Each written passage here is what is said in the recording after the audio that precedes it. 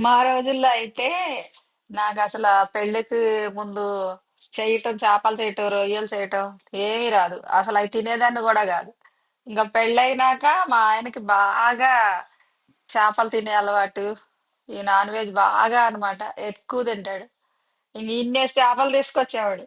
నాకేమో అవి చేయటం రాక పట్టుకోవాలంటేనే బెరికేసి ముందేసుకుని కూర్చునేదాన్ని. ఇంకా ఏం చేయాలి?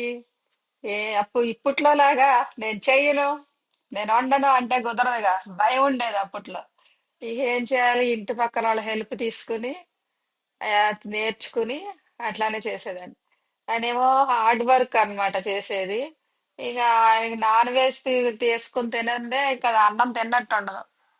ఇక ఏం చేస్తాం, నేనే రాజీ పడి అన్ని చేస్తూ నేర్చుకోవాల్సి వచ్చింది. ఇక ఆయనకి ఇంకా కష్టపడే వాళ్ళకి పెట్టాలి కదా. ఇంకా వాళ్ళు కడుపు నిండా పెడితేనే వాళ్ళకి పని చేయగలుగుతారు. మంచిగా ఆ రోజంతా పని చేయగలుగుతారు. అప్పట్లో హార్డ్ వర్క్‌లు ఎక్కువ ఉండేవి కదా బాగా. అందుకని ఇంకా చేయాల్సి వచ్చేది. పెట్టి లాస్ట్‌కి లేడీస్ తినేవాళ్ళం.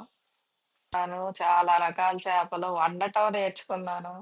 తర్వాత తర్వాత ఇక ఆయన కోపం వచ్చినప్పుడు చేపల పులుసు వండి పెడితే చాలు ఖుషి అయిపోయాడు. అంత పిచ్చి అనమాట చేపల కూర అంటే అసలు. డైలీ 366 రోజులు తిన్నా కూడా బోరు కొట్టదు అనమాట. రోజు పళ్ళెలో ఏదో ఒక నాన్ వెజ్. ఇంకా నేను మొత్తం వెజ్లు వండేసి పక్కన నంచుకోవటానికి మాత్రం నాన్ వెజ్ చేసేదాన్ని. అచ్చంగా నాన్ వెజ్ తినేయటం అవాయిడ్ చేసేసి ఇంకా ఆకుకూరలు, కాయగూరలు అవి కూడా పెడతా ఉండి ఇంకా పక్కన మాత్రం కర్రీస్ వేసేదాన్ని. ఖచ్చితంగా నాన్ వెజ్ అయితే ఉండేదన్నమాట. ఇక 11:30, 12:00కల్లా తినేవాడు. తర్వాత లాస్ట్‌కి అందరూ తినేసినాక అప్పుడు నేను తినేదాన్ని. లో అయితే చేపలు దొరకవు కాబట్టి సండే సండే తెచ్చుకుని అన్ని క్లీన్ చేసి బాక్స్‌లో పెట్టేసుకుని, డీప్ ఫ్రిడ్జ్‌లో పెట్టేసుకుని ఇక రోజుకి ఒకటి వండేవాడిని. మా ఊర్లో ఉన్నప్పుడైతే డైలీ ఇంటికాడకి వచ్చి ఇచ్చేస్తారు. అట్లా ఫ్రెష్‌గా వండుకునేవాడిని. ఇంకా ఇక్కడ అంత ఫ్రెష్ దొరకవు. ఫ్రెష్ దొరికిందంటే అదృష్టం. ఈ రోజు అన్ని ఫ్రెష్ దొరికినాయి కానీ ఈ వీడియో పెట్టకముందే మేము కర్రీ తినేసాం. చాలా టేస్ట్‌గా వచ్చింది. గొరక చేప అయితే చాలా టేస్టీగా వచ్చింది. ఈ పులుసు అయితే తెల్లారి పెట్టేసుకున్నాం. ఈ రోజు తినం ఇంకా. చాలా ఇష్టం. ఇంకా చేపల్లో రకాలైతే అక్కడ అట్టికాయ చేప చాలా బాగుంటది. జల్లల పులుసు బాగుంటది. ఇంకా జోబుడాయలు బాగుంటాయి. కానీ అవన్నీ ఇక్కడ దొరకవు. ఇక్కడ ఓన్లీ చెరువు చేప, సముద్రం గొరక, చెరువు గొరక ఇలాంటివి దొరుకుతా ఉంటాయి కదా. అది పగిలితే చేప అంతా ఖరాబ్ అయిపోద్ది. అందుకే నేను బయట చేయించను అనమాట. నేనే తెచ్చుకొని చేసుకుంటా. ఇప్పుడు పిల్లలకైతే చేయటం కాదు కదా, వండటం కూడా రాదు. ఇంకా వాళ్ళ పరిస్థితి ముందు ముందు ఏంటో మరి. ఇంకా మగ పిల్లలకు వండి పెడతాలు చేయటాలు ఇక ముందు ముందు చూడలేమేమో. ఆళ్ళే వండుకుని తినాలి కావాలంటే. చిన్నప్పుడు మావులని ఏస్తారనమాట కాలువలో. కలగలుపు చేపలు ఫ్రెష్‌గా చాలా దొరుకుతాయి. అవన్నీ తెచ్చేసి పీతలు, రొయ్యలు, చేపలు అన్నీ కలిపేసి అందులో మళ్ళీ బెండకాయలు, కూరగాయలు వేసేసి కలిపేసి వండేసేవాళ్ళు.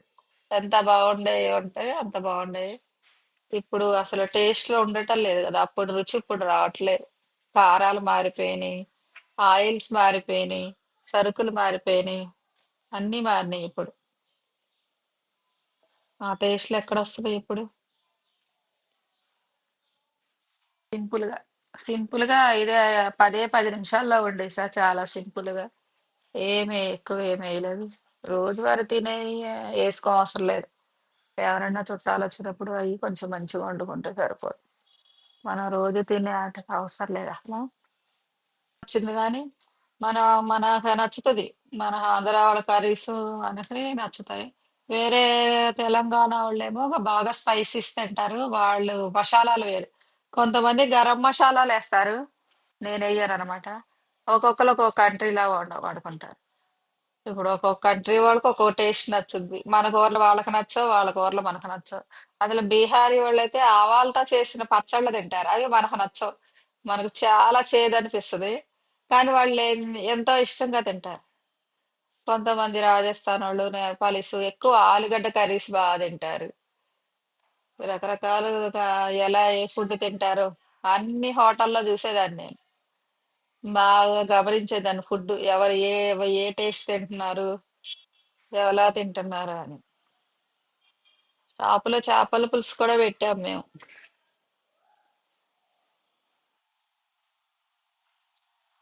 సైకిలే ఉండేది.